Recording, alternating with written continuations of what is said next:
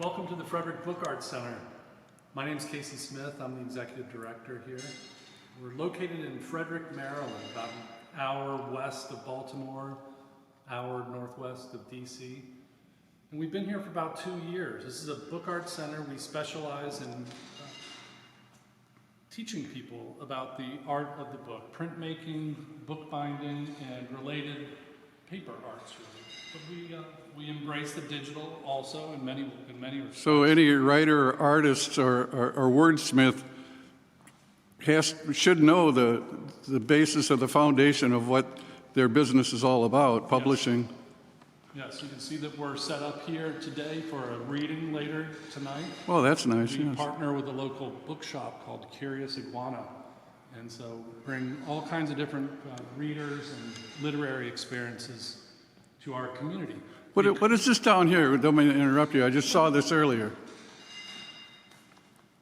This is a table that was made exclusively for letterpress printers. Oh, I see. It Sometimes goes into called the a case. composing stone up here. Oh, yeah. This flat surface where a compositor would kind of build a form. It's designed ingeniously right here. You can see this little lip. That's made for a galley tray to slot in so the type can go back and forth quite easily. So that's kind of highly engineered. What year do you think this is? I think it's late 19th century. Wow. Here's our Ho Washington press. There's some really interesting story going on here because for some reason the serial number was scrubbed off and a new number was punched in. We think that this press was built in the 1870s and then underwent modifications around the turn of this century, around 1900. This would be the kind of press that would be used in nearly every county newspaper office. This is what Benjamin Franklin used, huh? Something similar? Yes, and the actual design of the Washington press would have been immediately cognizable to Johann Gutenberg. It's the same basic mechanism. Gutenberg, of course, his press was in wood, so it was not nearly as strong, couldn't nearly give quite the strength of impression. Yeah, and one thing I love about this is when kids come here, they think that it prints waffles. Great. Which is pretty great. Yeah. So the pressure mostly comes from the weight of of this here. Yep. It probably only goes down about not even a quarter of an inch. Oh, okay, I see, yes. It's engineered with precision. All type in America and the UK is 0.918 inches high. The cylinder presses are calibrated to that metric, and if you're a little high or a little low, you're generally out of luck. Our current exhibition is from a Mexico City photographer named Alvaro Alejandro Lopez. And they're all photographs that deal with book culture and readers and the enduring format of the codex book. They're paired with poems and texts and short excerpts. And so it's a very wonderful show. Right there, Poetic photographer. there's Borges, the famous South American writer. Oh, nice, yes. Yeah, and so we like to think of this space here as our formal dining room, but we're going to head back to the kitchen now where the stuff gets made. Was this an older building remodeled for this? Yeah. They did a good job. Yeah, they did a beautiful job. Who funds this? We have various donors. We have grants and foundations and some very, very generous community members. So this is called a C&P, Chandler and Price. This firm was out of Cleveland, and so they patented this design in 1885. This particular press was sometime later than that, probably around the turn of the century. We need to do a little bit of research on it. But this, compared to the press that we just saw, the Washington press, this would be almost like a computer. It's the facility, it's self-inked. That one you have to ink it every impression. This had a self-inking mechanism, and we'll see one of these. Yeah, this is still used today in modern shops all over America. smaller. People are using, well, we're going to see Jerry back here printing on a CMP. This is a form that we built with a former printer from the Bureau of Engraving. So if it looks like money, there's a reason why. And that's a portrait of Franklin Delano Roosevelt. Oh, young man, huh? Yeah. Okay. And since we're here, I'm going to read this quotation. Human kindness has never weakened the stamina or softened the fiber of a free people. A nation does not have to be cruel to be tough. Nice stuff. Yeah. Very good stuff.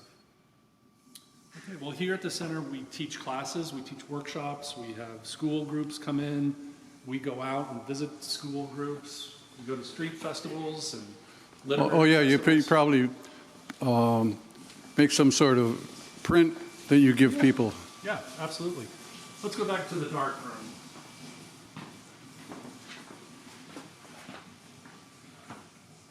Turn on the lights. Turn on the lights in the dark room. Yep. Come on in. Take a look around. We're getting ready to open our full photo program. It takes a lot of effort to get this far as we have, but yeah. Wow. You could do quite a bit of work for businesses, for companies, for Well, if they're agencies, I would think. All right, we're going down to the red lights. So this would be the lighting in the studio, in the dark room, when people are working on their prints. Just give you that feel. Your eyes get adjusted. It feels too dark at first, but they do get adjusted. Yeah, let's head on out. Thank you.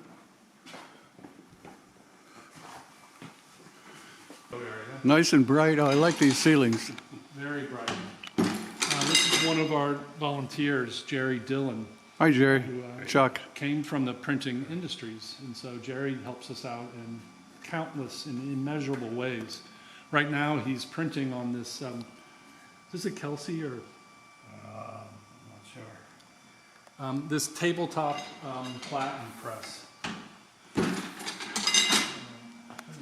you can kind of see how it works. Good.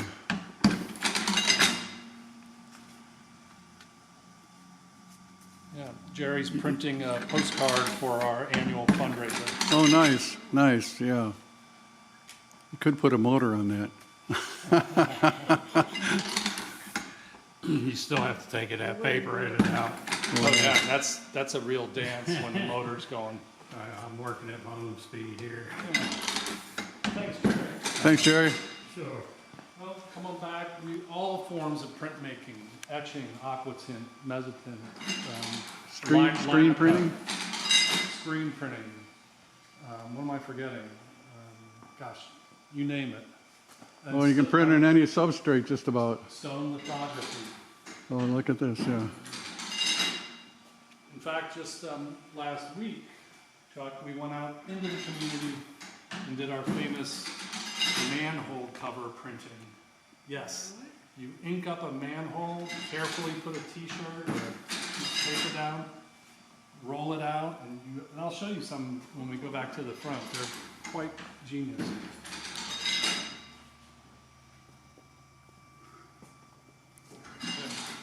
Descent, your privilege and responsibility.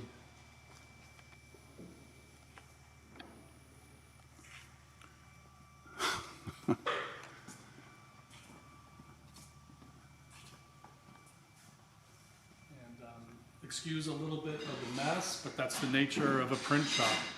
We are in the letterpress department right now, where we have this fairly minuscule type. You see that? Actually, that's an M. Okay. If you can bring that in and see it. M's and N's. What's that? M's and N's. Yeah, yeah. And then we have all this amazing. Oh, different fonts, wood. Yeah, different wood type. which is exactly the same height. It's all 9.918 Wow. inches. How did they do that? How did they do that before? Very carefully. Well, same with Gutenberg. Gutenberg's invention really was the movable type, not the printing press. It was the system that he invented of making metal type. Yeah. And so, as you can see, countless. Different fonts. Yes. And when type is in this configuration, this is called a case, a type case. Mm-hmm. And the piece of furniture it's in is called a cabinet. People do want to call them drawers because they operate like drawers. But the term in the industry is, it's not that, it's case. This is an example of a newspaper that we printed here at the Fredrick Book Art Center by hand. It was a 4-page paper, which was actually the common format for most county newspapers, would be 4 pages folded like so. Let's look at the back of that and let's see what. Oh yeah. Somebody had to put all this hullabaloo together. Yeah, but that's fairly easy compared to something like this. Now, this might have been done. I don't know if this was hand set. It looks a little bit too perfect. It was probably done with this technology, Chuck. Let me show you over here. And this is a kind of marriage of analog technology. Which one? Over here, come check this out. So this is a photopolymer plate that was made, and you can make a plate out of most any PDF as long as it meets certain requirements. Mm-hmm. You send it through a process, the emulsion kind of breaks down, and you're left with a relief surface, a relief plate. And so a blank piece of paper goes through the press and comes out like this. And this is a thing we do for the kids called pumpkin jack.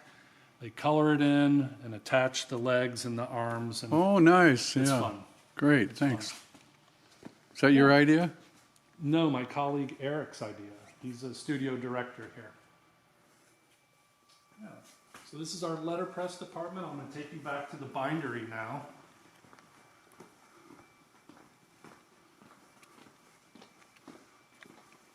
Here's where we keep our paper cutting implements, our guillotine press, guillotine cutters. This giant So everything's manual in here, huh? board here. Yes. Wow. Yes, it's manual. Here, Chuck, is a fascinating machine. These are hot foil stampers. Oh, nice. Yeah. So, like what we saw back there, you kind of load up your type in a composing stick. Mm-hmm. You then kind of clip it into this carriage here. The whole rig heats up. Put your book cloth or your leather down. Okay, so this could be a leather-bound book. Yeah. It could be a T-shirt. Could be a T-shirt too. Yeah, gold on a Yeah, T-shirt. People love that. It's really fun. It's just a little kind of a recent donation. They're called cuts.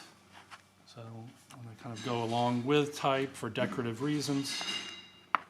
All manner of stuff here. Did you find in this part of the business that the antiques were generally religious based? No, they're not. They- There is a fair bit of that. Yes. But I wouldn't say it would be predominant. Like Rotary clubs probably would have their own bowling leagues.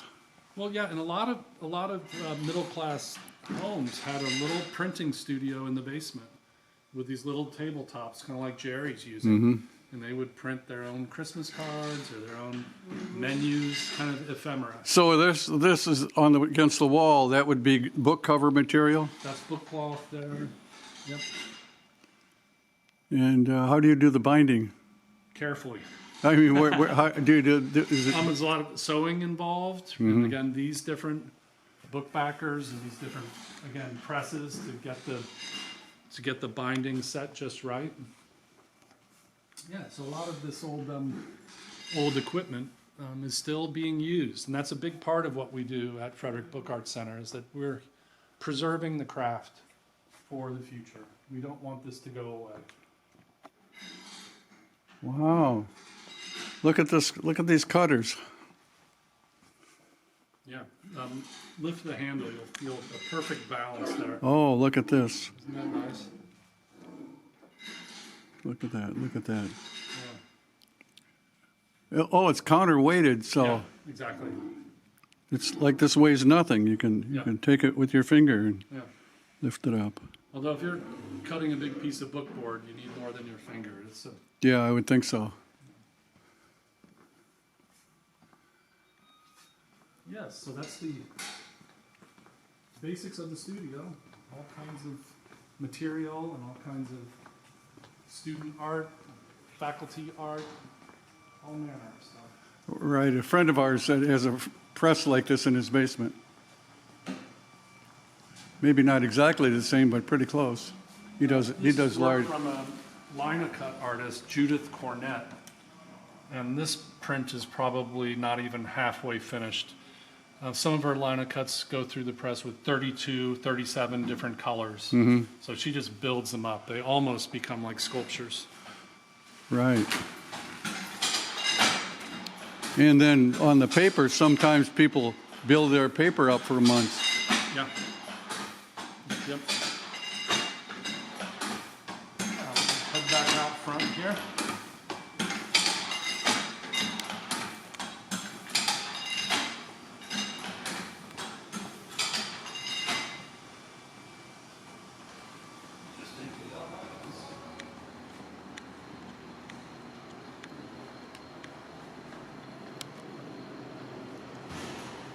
Here we are back where we started. This is our studio director, Eric Groff. Hi, Eric, Chuck. This is Chuck. Let me see you smile into the camera. Everyone watching at home. Everyone watching at home. That's really great. So, what do you do here? I'm the studio director here. I manage our space, our equipment, getting it ready for our classes and open studio rentals.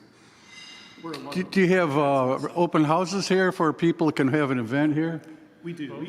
And they Every yeah, first Saturday of the month is a special occasion. We have activities that the public can take part in, artist demonstrations on the equipment, free keepsakes that you can take home. So it's a great chance to run the equipment yourself and get a feel for what we do here. Good. Well, what do you think you have to add to what Casey said? He's told me everything. There's got to be something left. Well, I'm sure Casey's represented us pretty well, but it's been such a joy to work here in the 4 years that I've been here, and to see us transition into our new building over the past couple of years, it's been wonderful. We're offering more than ever before.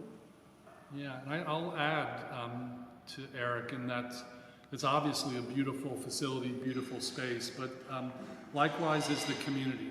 The people who come out and support us, our students, our volunteers, are just community members, really starting to see this as a center for creativity, center for sharing, a center for bringing people together, people from diverse backgrounds. And so we're really proud of, like Eric said, of the work that we're doing here.